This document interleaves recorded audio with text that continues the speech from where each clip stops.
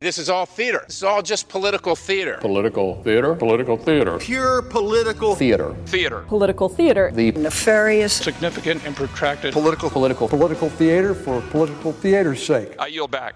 From Washington, this is Political Theater, Roll Call's review of the spectacle of politics on Capitol Hill and across the country. I'm Jason Dick.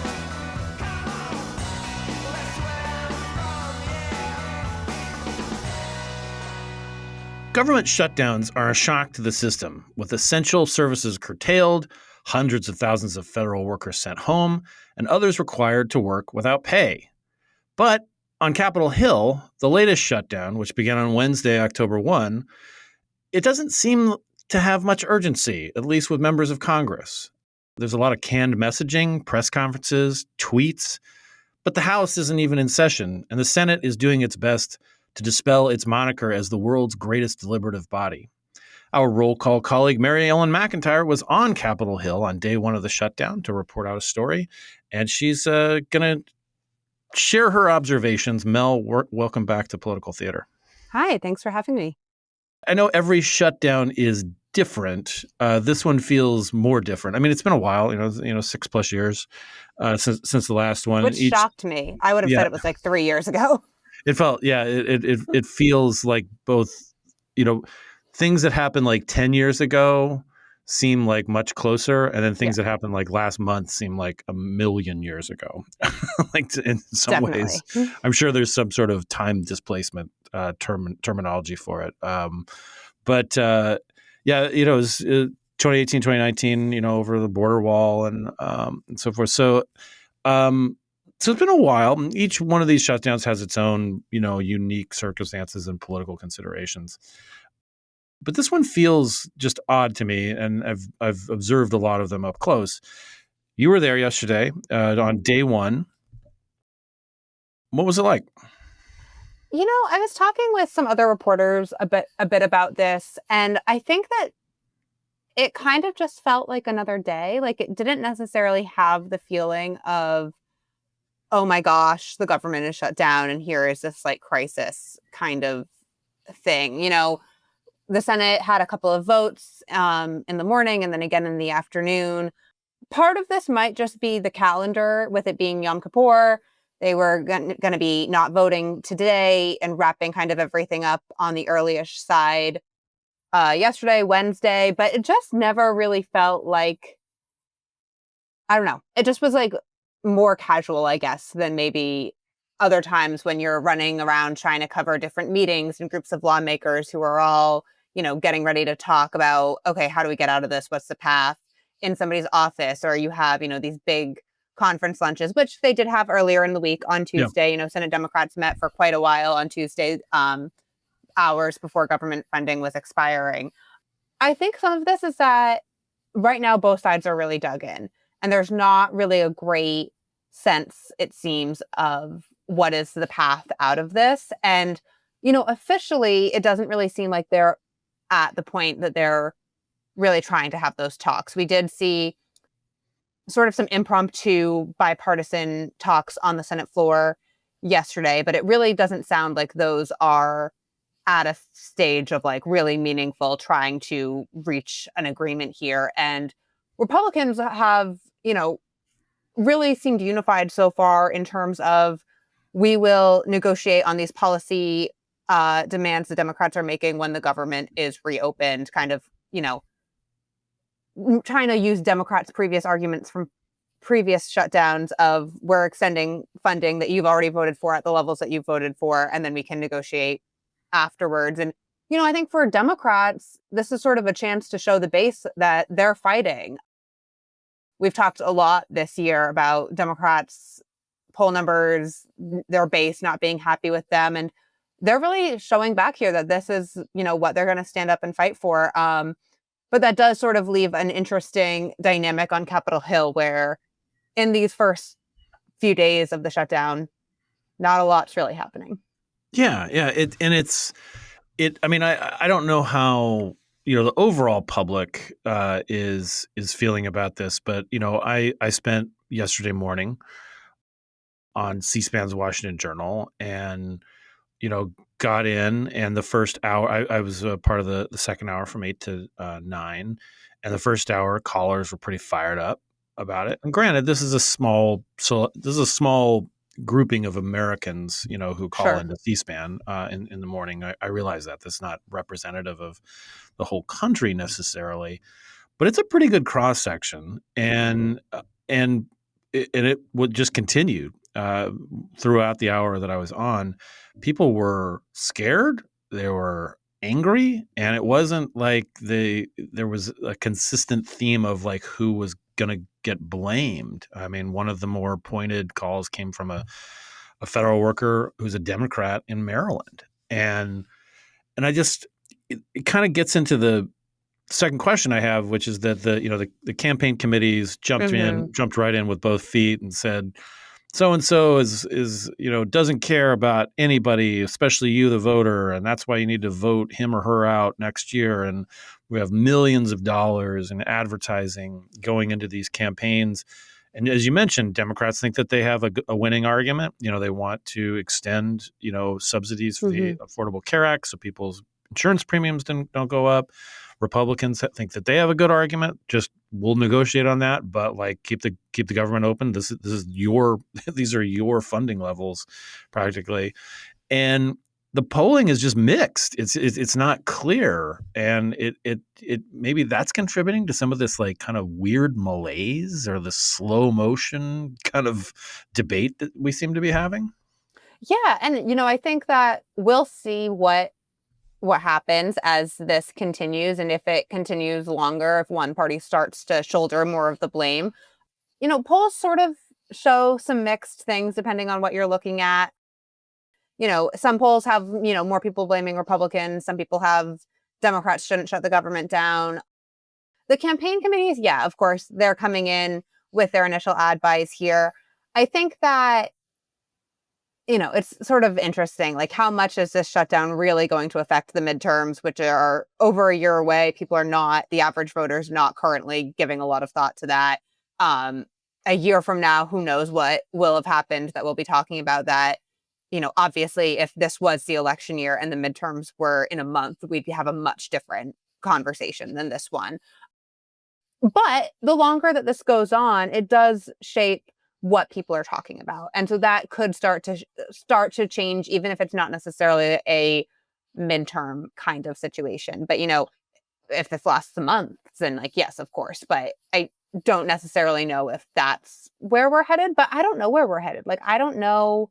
I don't think anybody has a great sense right now of like how long this lasts, what causes a breaking point for somebody to shift. So I guess we'll see kind of how the polling continues to play out in the coming days. I'm sure there will be continuing to be, polls coming. But I mean, it's interesting to kind of hear what the people who are really tuned into this and calling into C-SPAN have to say. And, I think in some places, there are more federal workers than others. I mean, I think one thing that might be interesting to look at is the Virginia elections coming up next month, where they have a gubernatorial race. And federal workers have been really a focus of that campaign all year with the DOGE cuts and layoffs to federal workers when the Trump administration came in. The administration is talking about, using the shutdown to do even more layoffs and not just furloughs or working without pay. So I think we'll come and see kind of what happens here in the coming days and weeks, depending on how long this lasts. One of the folks that you talked to, you and Daniela Altamari, with your story that's on the front page of Roll Call and on our website, rollcall.com, was Ron Bonjean, who's a veteran strategist, a Republican. He worked for Trent Lott when Lott was majority leader in the Senate. And he said much the same, like, this is too soon to tell if this drags on into April. I mean, which is hard to imagine, but could conceivably happen.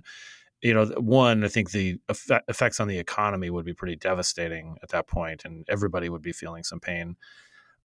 But I wonder, like, if some of the urgency about this too. I mean, the federal government, the U.S. federal government, is a huge employer, and you're talking about maybe 750,000 people furloughed, working without pay. More or less. I mean, lots of folks. That doesn't count even the uniformed military who's going to be going without pay. And then another kind of, you mentioned this kind of confluence of like maybe some of the urgency is that they knew that they were going to take this day 2 to observe the Yom Kippur, but yesterday was also the first day that a lot of people who were placed on administrative leave under Doge, it was their last day at work.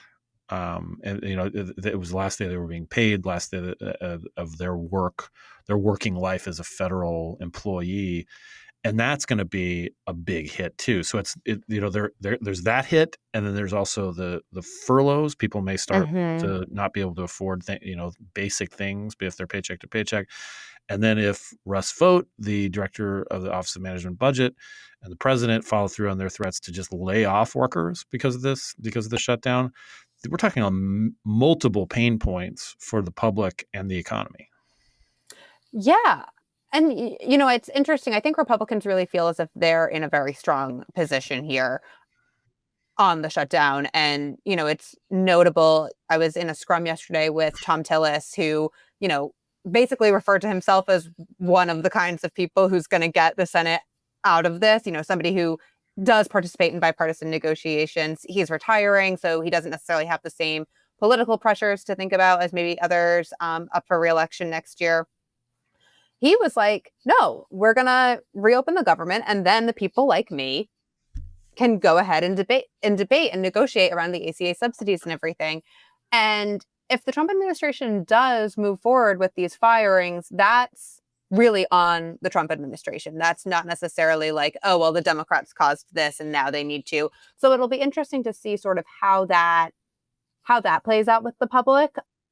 And yeah, I mean, talk about this potentially going to April. That's really hard to see. Like, even though like I don't necessarily know that that a lot of people see the path out, I think that is just like the impacts that would have are so tough to fathom generally. But it will be interesting to sort of see when it comes to jobs and things like that, like how that affects the economy and how that responds. I mean, we have seen Trump's approval numbers decrease since the beginning of the year when he took office. And the Trump and the administration really cares a lot about maintaining the House, keeping their control of Congress going into the midterms. And those are the kinds of things that midterm voters are going to be thinking about next November when they're heading to the polls. Going back to the Capitol, it's not just members of Congress. Of course, it's their staff. Members of Congress continue to get paid regardless during the shutdown. They were one of the few federal employees who continue to get a paycheck during a shutdown. We've seen all this flurry of legislation saying, members shouldn't get paid. It actually goes. It's pretty complicated to make that happen. Mm-hmm.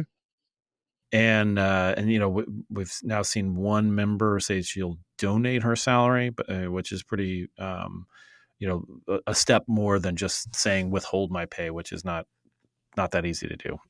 But also the support staff. I mean, there are thousands and thousands of people who work for the legislative branch of the United States, both as federal employees, in the case of most committee staff and leadership staff and personal staff. But then there are also a lot of other workers, like the food staff, and they're contractors, and they're actually not even guaranteed to get back pay. I mean, I would guess that a lot of their employers would want to do that, but there's no guarantee like there is for federal workers. Like what was it like being around? Did the Capitol Police seem grumpier than than would normally be the case? As they try to figure, they don't even know when this is going to be over, and they have this added pressure. There's been all this political violence lately, assassinations and so forth, and they're being asked to work without pay in this uncertain environment. What was it like? What was the vibe check, if you will, for a lot of the support staff? I didn't necessarily get the sense that they were starting off like super grumpy yesterday. I definitely think that's the kind of thing that could grow as this continues, of course. And, once I think a big test for any shutdown is if you get to the point that workers are actually about to miss their first paycheck. Right. And so I think, as that potentially gets closer, I think we'll, start to see. And also, I mean, like, I think it depends on how many hours are people working? Like I said, like yesterday, it didn't really feel like it was heading towards really particularly late night at the Hill. Even the night before, I think the Senate officially wrapped up around 10 p.m. Like they didn't even wait until stay in session, keep the Senate Right. open until midnight kind of thing. Like everybody was just sort of like, okay, this is happening. As, potentially that happens more, then I, definitely think people get more tired, cranky. And I mean, just like around the Capitol, like a major difference is that you don't have the public tours that are going on. So there's kind of just fewer people around. It's up to individual offices to sort of decide if who of their staff are considered essential workers that, Mhm. continue to work. But for lawmaker staffs, I mean, their staffs are working without pay. Like you said, all of the people who we, see just throughout the Capitol for security and, when you go on a coffee run or get a little sweet treat. So yeah, I do think that as this goes on, people start to be crankier. I personally didn't notice it a ton yesterday, but that's not to say that, these people who really keep the complex going in a lot of ways, Yeah. aren't Yep. upset. One thing stuck out to me in our colleague Justin Papp's story about staffers was that there was a police officer, a Capitol police officer, who was scheduled to go to a funeral this coming weekend and didn't know if he'd be able to go. And now we're getting inclinations that apparently the Senate's going to vote again tomorrow, and if they don't have a resolution, if the shutdown continues, they're not going to have weekend votes. I don't know if that kind of sentiment is related, but it's as this drags on and people go longer without pay, it'll be I would guess the grumpy factor would go up a little bit. Even that, I mean, just like the fact that it's the first weekend of the shutdown and it seems like they're going to send them home, like that to me really indicates that it's like they're not necessarily expecting any sort of breakthrough anytime soon. Like, they kind of think like, okay, to keep voting, taking these procedural votes here, trying to get onto this bill, it doesn't seem like anyone thinks anything's really going to change, where like Republican leadership strategy needs to sort of be pick off more and more Dems. I think if they thought that they had some of these other senators were getting closer to flipping sides and voting with them, maybe they would feel like, okay, it's worth it to have everybody in this weekend. Maybe they're doing some calculations of, all right, let's not get too grumpy too soon kind of thing. Yeah. So what's the most interesting thing you heard or saw on the Hill? Not necessarily about your story, which is great, by the way, like, just a nice like overview of the politics of this. Is a good compliment to the the mechanics of the appropriations thing, which other colleagues did. But just like, what, while you were up there, what's the one thing we were like, that maybe made you just say like, or, what caught your eye or your ear? That's a good question. I just think that one thing that I did sort of surprise me, and this is like I don't know, it's kind of insignificant, but the Republican leadership from, they had House leaders, John Thune, they appeared to be like, everybody appears to just be trying to find new press conference spots because like basically the House has been out of session all week, but Speaker Johnson has been up there. He's been making press appearances. Hakeem Jeffries has been doing his press conferences. There's been a lot of House Democrats up.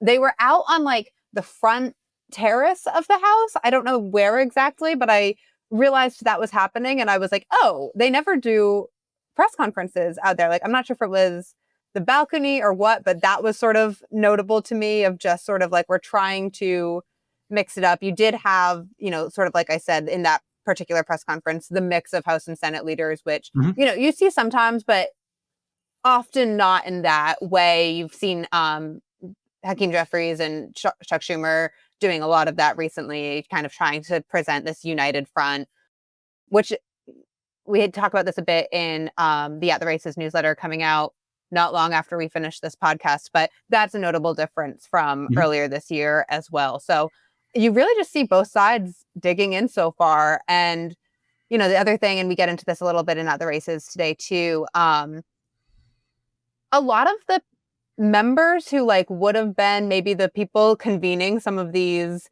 ad hoc meetings are no longer in the Senate. So, you're seeing Jeanne Shaheen and some trying to think of, other Republicans who I saw in these meetings on the floor yesterday. But you are seeing some people to kind of have these talks. But I think that the lack of any sort of like formal negotiations is generally a little surprising.